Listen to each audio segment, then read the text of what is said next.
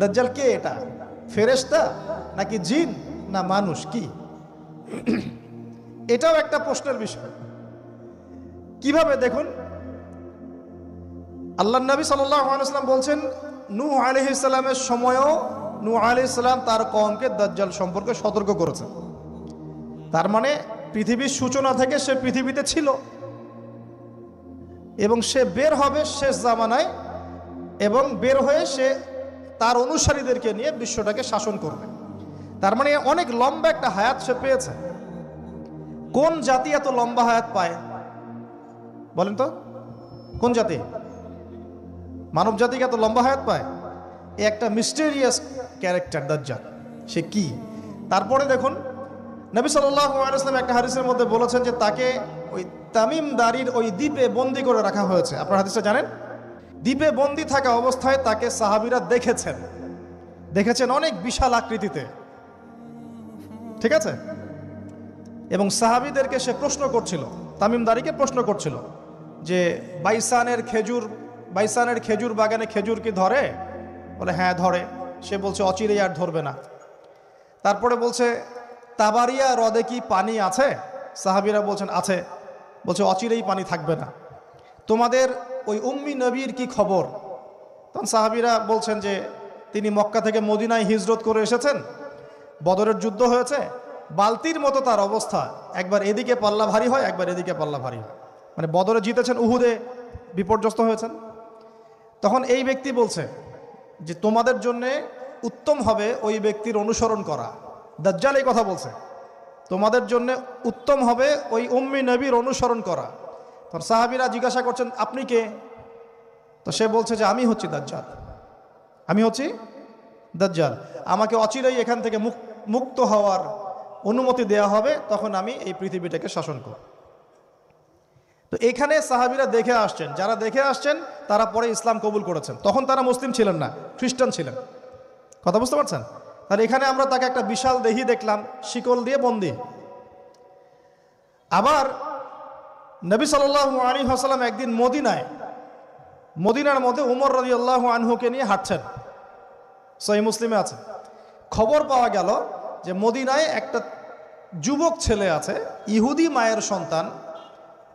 মায়ের সন্তান একটা যুবক ছেলে, যার চুলগুলা কোকড়ানো, চোখটা একটু ফোলা, যার আলামতগুলো দাজ্জালের সাথে মিলে যাচ্ছে। তখন নবী সাল্লাল্লাহু আলাইহি ওয়াসাল্লাম ওমর ইবনুল খাত্তাবকে নিয়ে ওদের বাসায় গেলেন। দেখলেন খেজুর বাগানে সে বসে আছে। মনোযোগ দিন। এবার নবীজি গিয়ে বললেন যে তুমি কি দেখো? সেই ছেলেটা বলছে আমি আরশ দেখি। আরশ বোঝেন? সিংহাসন। কোথায় তোমার আরশ? সেই ছেলে বলছে পানির উপরে। কোথায়? পানির উপরে।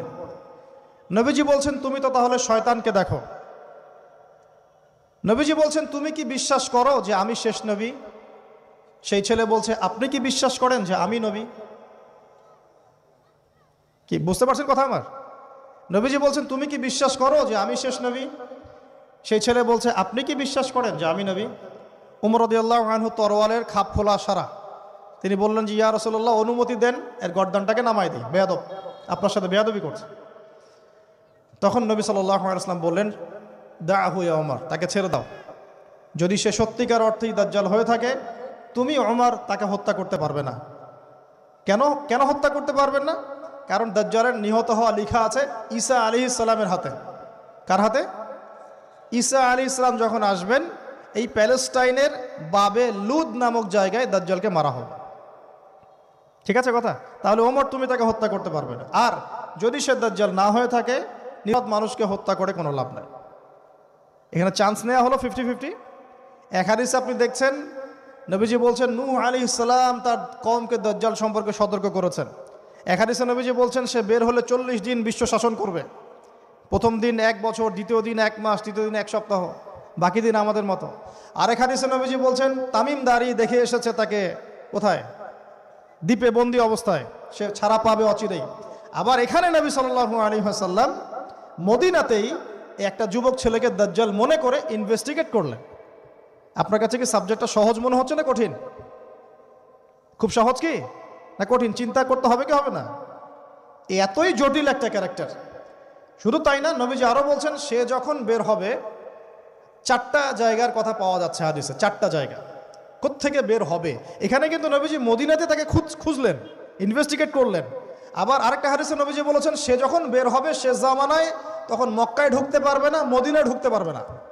আপনারা হাদিসটা জানেন না? আলেমরা তো জানেন। মক্কাতেও ঢুকতে পারবে না, মদিনাতেও ঢুকতে পারবে না। খোলা তরোয়াল নিয়ে ফেরেশতারা দাঁড়িয়ে থাকবেন। আবার সেই নবী মুহাম্মদ সাল্লাল্লাহু আলাইহি ওয়াসাল্লাম মদিনাতে এই ছেলেটাকে দাজ্জাল ভাবছেন, ইনভেস্টিগেট করছেন। তার মানে তারা সতর্ক ছিলেন। এই ছেলের নাম ছিল ইবনে সাইয়্যিদ। কি নাম? ইবনে সাইয়্যিদ, নাম মনে রাখবেন। এও একটা বিস্ময়কর ক্যারেক্টার। আবার সেই নবী সাল্লাল্লাহু আলাইহি ওয়াসাল্লাম বলেছেন শেষ জামানাতে দাজ্জাল বের হবে খোরাসান থেকে। কোন জায়গা? খোরাসান। খোরাসান বলতে কোন জায়গা? এটা মূলত এর হার্ট হচ্ছে আফগানিস্তান, এর পাশে যে বেলুচিস্তান, এই যে উজবেকিস্তান, ইরানের কিছু অংশ, এই পুরো জায়গাটা, শুধু একটা দেশ না, পুরো জায়গাটা এর হার্ট হচ্ছে আফগানিস্তান। খোরাসান থেকে বের হবে। আরেক হাদিসে নবীজি বলছেন সে ইস্পাহান থেকে বের হবে। কোন জায়গা? ইস্পাহান এখন ইরানে। ভৌগোলিক বিষয়ে যখন তখন চেঞ্জ হয়ে যায়, হয় কি না? আগে কি ইরাক ইরান এরকম পার্ট ছিল? আগে কি এইভাবে এই 52টা দেশের ভাগ ছিল? লেবানন, জর্ডান, সৌদি আরব, ইরাক ইরান এরকম ভাগ ছিল না? এক অঞ্চল ছিল শাম, একটা হেজাজ, একটা নজদ, এরকম আর কি ভাগ ছিল। তো এটা চেঞ্জ হয়। তো ওই হাদিসে আসছে ইস্পাহান থেকে একটাতে, আরেকটাতে আসছে ইরাক এবং শাম। শাম বলতে বোঝাচ্ছি এই পুরো প্যালেস্টাইন, লেবানন, জর্ডান, পুরো অঞ্চলটাই শাম। আর ইরাক তো আপনারা জানেন। ইরাক এবং শামের মাঝখানের একটা রাস্তা থেকে বের হবে। 3টা জায়গা। আরেকটা 4 নাম্বার খাল্লা নামে একটা জায়গা থেকে সে বের হবে। আর এই খাল্লা আপনি গুগলে সার্চ দিয়ে পাবেন না। গুগলের সাথেও দাজ্জালের অনুসারীদের একটা সম্পর্ক আছে, আপনার ফেসবুকের সাথেও আছে, প্রযুক্তিগুলোর সাথেও আছে, নিউক্লিয়ার ওয়েপেন্সের সাথেও আছে, বর্তমান ব্যাংকিং সিস্টেমের সাথেও আছে, এবং বর্তমান গ্লোবাল পলিটিক্যাল অ্যাফেয়ার্সের সাথেও দাজ্জালের অনুসারীদের সরাসরি সম্পৃক্ততা আছে। আমি বলি নাই দাজ্জালের সম্পৃক্ততা আছে, দাজ্জালের অনুসারীদের সরাসরি সম্পৃক্ততা আছে। ওই যে 4টা জায়গার কথা বললাম, সে বের হবে ইত্যাদি ইত্যাদি। এবার সে মানুষের রূপ ধরে আমাদের সমাজে প্রবেশ করবে এবং তার অনুসারীদেরকে নিয়ে ম্যাসাকার করা শুরু করবে। কিন্তু মুসলিমদের মধ্যে একটা বাহিনী শেষ পর্যন্ত তার সাথে যুদ্ধ করতে থাকবে, শেষ পর্যন্ত। লা তুকাতিলুনাল ইয়াহুদ। এমনকি গাছের পিছনে ওরা লুকালেও আল্লাহ নবী বলছেন যে গাছ পাথর কথা বলবে আমার পিছনে আছে, এসো মেরে যাও। হতে হতে হতে হতে যখন মুসলিমরা একটু কোণঠাসা, আল্লাহ পাক পাঠাবেন আসমান থেকে ওই মাসিহকে, যে মাসিহকে তারা চিনতে পারে নাই। আর ওরা যাকে মাসিহ মনে করছে, তাহলে এই মাসিহটা কে? এ মিথ্যা মাসিহুদ দাজ্জাল। কথা বুঝতে পারছেন? তাহলে সবচেয়ে বড় প্রতারণার শিকার কারা হচ্ছে? এই ইহুদিরাই। এই বিশ্বের সবচেয়ে বড় প্রতারণার শিকার তারাই হচ্ছে। মাসিহুদ দাজ্জাল ওদেরকেই প্রতারণা করছে। বুঝতে পারেননি কথা? ওদের সাথেই সবচেয়ে বড় প্রতারণা হচ্ছে। ওরা মনে করছে এই সত্যিকারের মাসিহ, সে আসলে আমরা বিশ্ব রুল করব। সে সত্যিকারের মাসিহ নয়। ঈসা ইবনে মারিয়াম আসবেন কিভাবে সেটাও এসেছে। 2 জন ফেরেশতার কাঁধে ভর দিয়ে তিনি নামবেন শাম অর্থাৎ সিরিয়ার দামেস্ক শহরের মধ্যে। কোন শহর? দামেস্ক। এই জায়গাগুলো খুব বরকতময়। আল্লাহ নবী দোয়া করেছেন, আল্লাহ শামে বরকত দাও, আল্লাহ ইয়েমেনে বরকত দাও, আল্লাহ শামে বরকত দাও, আল্লাহ ইয়েমেনে বরকত দাও। আর মুসলমানরা বলছিল, আল্লাহ রসুল আমাদের নজদেও বরকত দিতে বলেন, আমাদের নজদেও বরকত দিতে বলেন। আল্লাহ নবী বলছেন যে নজদে বরকত না, বরং ওখান থেকে ভূমিকম্প বের হবে, ওখান থেকে শয়তানের শিং বের হবে। চিন্তা করে, ওই যে বললাম নাজদিরা তুর্কিদের বিরুদ্ধে যুদ্ধ করেছিল, অটোম্যান এম্পায়ারের বিরুদ্ধে যুদ্ধ করেছে ব্রিটেনের সাথে হাত মিলিয়ে। ওরাই এখন সারা বিশ্ব, বাংলাদেশে এদের লেসপেন্সার আছে বহুত, বাংলাদেশে এদের বহুত লেসপেন্সার আছে। তারা বলে, ওই যে দেখবেন যে যখনই আমরা এগুলো নিয়ে আপনাদেরকে সচেতন করতে চাই, মানে এরা তো খারাজি হয়ে গেছে, উগ্র হয়ে গেছে, এই হয়ে গেছে, সেই হয়ে গেছে, এভাবে করে গভর্নমেন্ট প্রশাসন সবার কাছে আমাদেরকে বিতর্কিত করার চেষ্টা করে। অথচ আমরা কি কারো শত্রু? আমরা কি এই আলোচনাগুলো করে ওয়ার্ল্ডের প্রেক্ষাপট বদলাতে পারবো? পারবো না। কিন্তু আমাদের প্রজন্মকে আমরা জানাতে তো পারবো, যাতে তারা আত্মবিশ্বাসী হয়ে গড়ে ওঠে যে আমরা এই নতজন মনোভাব নিয়ে পৃথিবী থেকে যাবো না ইনশাআল্লাহ। আমরা পৃথিবী থেকে মাথা উঁচু করেই যাবো ইনশাআল্লাহ। মুসলিমদের হাতেই বিশ্বের বিজয় লেখা আছে। আস্তে আস্তে বিশ্ব ওইদিকে যাবে, এটা তো ওদেরকে জানতে হবে। আমরা তো ওদেরকে জানাচ্ছি মাত্র। তো নাশ থেকে বের হবে শয়তানের শিং, এটা বলা হয়েছে। যাই হোক, এখন ঈসা ইবনে মারইয়াম আসবেন এই সিরিয়ার দামেস্ক। চুল দিয়ে টপ টপ করে পানি পড়তে থাকবে, মুক্তা ঝরছে এরকম পানি। তার নিঃশ্বাস যতদূর পর্যন্ত যাবে ততদূর পর্যন্ত কাফেররা মরতে থাকবে। সুবহানাল্লাহ। এমনকি তিনি খুঁজতে খুঁজতে দাজ্জাল পর্যন্ত আসবেন। দেখবেন যে মুসলিমদেরকে অবরুদ্ধ করে রাখা হয়েছে, বলবেন দরজা খুলে দাও, নামাজের ওয়াক্ত হবে, আজান দেওয়া হবে, ফজরের ওয়াক্ত। ভাই আমরা যদি ফজর মিস করি আমরা আসলে ওই বাহিনীতে যোগ দিতে পারবো না, বেঁচে থাকলেও জানি না আমরা অত বছর থাকবো কিনা পৃথিবীতে, আল্লাহই ভালো জানেন, এটা আমরা জানি না। কিন্তু এই বিজয় সুবহে সাদিকের সময় লেখা আছে। আজান হয়ে যাবে, ইমামুল মাহদি তাকে বলবেন ইমামতি করুন আপনি। ঈসা ইবনে মারইয়াম বলবেন না, এই উম্মতের জন্য ইমামতির অধিকার দেয়া হয়েছে। বলেন সুবহানাল্লাহ। তিনি ইমামতি করবেন না, বরং মুক্তাদি হবেন। দরজা খুলে দাও, নামাজ শেষে দরজা খুলে দেওয়া হবে। দাজ্জালকে খুঁজতে খুঁজতে খুঁজতে এই প্যালেস্টাইন, এই জেরুজালেমের বাবে লুদ নামক জায়গায় তিনি পৌঁছাবেন। সেখানে দেখবেন মাসিহুদ দাজ্জাল আছে। দাজ্জাল তাকে দেখার সাথে সাথেই লবণের মতো গলতে শুরু করবেন। সেখানে তিনি তাকে হত্যা করবেন। একজন একজন করে এই সন্ত্রাসী যারা এখন এই নিরীহ মানুষদেরকে হত্যা করছে, এদেরকে হত্যা করা হবে একজন একজন করে, একজনকে ছাড়া হবে না। আমি জন্য বলছি, মন থেকে বলছি, এই যে এক একটা আমাদের বাচ্চা, আমার এক একটা বাচ্চার রক্তের প্রতিশোধ নেওয়া হবে ইনশাআল্লাহ। আমাদের এক একটা বোনের ইজ্জতের প্রতিশোধ নেওয়া হবে ইনশাআল্লাহ। এক একজন ভাইকে যে বুলেট ছোড়া হয়েছে এর প্রতিশোধ নেওয়া হবেই হবে ইনশাআল্লাহ। কে নেবেন? ওই যে বললাম, আপনি পারছেন না, আপনি হয়তো বলছেন দোয়া করছেন, এতটুকু পর্যন্তই। ইনশাআল্লাহ তাআলা আল মাহদি আর ঈসা ইবনে মারইয়াম সেটা করে দেখাবেন। তারপরে সেখান থেকে তিনি ইসলামী খেলাফা রিস্টোর করবেন। 40 বছর তিনি পুরো বিশ্বকে শাসন করবেন। কত বছর? তখন অবস্থা এত সুখ সমৃদ্ধির হবে, একটা ডালিমের খোসার নিচে একটা পরিবার আশ্রয় নিতে পারবে। একটা ডালিম দেখেছেন কতটুকু? এটা বড় হবে, বড়, এর নিচে আপনি ঢুকতে পারবেন, এত বড় ফল হবে। উর্বর হবে মাটি, সবুজ শ্যামল, বৃষ্টিপাত বেশি হবে, এগুলো হতে থাকবে। এর মাঝখানে আবার ইয়াজুজ মাজুজ বের হবে। ইয়াজুজ মাজুজ বের হওয়ার পরে পৃথিবী ম্যাসাকার করবে। তারা এমনভাবে পৃথিবীতে ম্যাসাকার করবে যে ঈসা আলাইহিস সালাম এবং তার অনুসারীরা তুর পাহাড়ে গিয়ে লুকাবেন, আত্মগোপন করবেন, এবং তাবারিয়া হ্রদের পানি তারা খেয়ে ফেলবে। পরের দল এসে বলবে কোনো এক সময় মনে হয় এখানে পানি ছিল, মানে পানি সব খেয়ে সাবার করে ফেলবে। কথা বুঝতে পারছেন?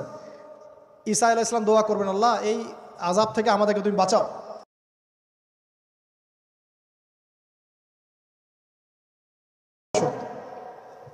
এরপর 40 বছর এভাবে চলে যাবে।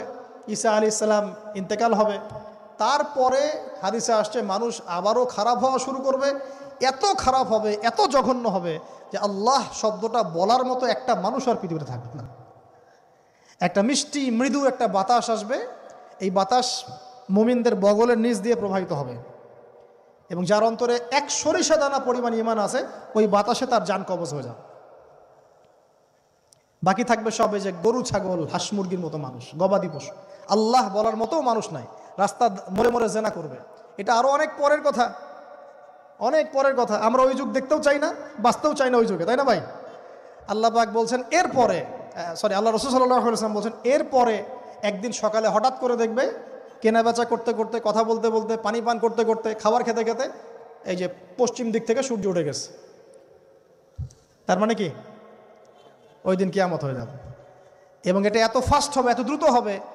আল্লাহ রাসূল সাল্লাল্লাহু আলাইহি ওয়াসাল্লাম বলেছেন যে কেউ বাসায় ফিরে যাবে, আহাল পরিবারের সাথে একটা দেখা করবে, এই সুযোগ পাবে না। একদম ইনস্ট্যান্ট ডেথ হবে।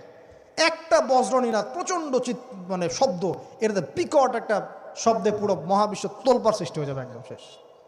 এই হলো সিঙ্গার প্রথম ফুক, শেষ, সব ডেট।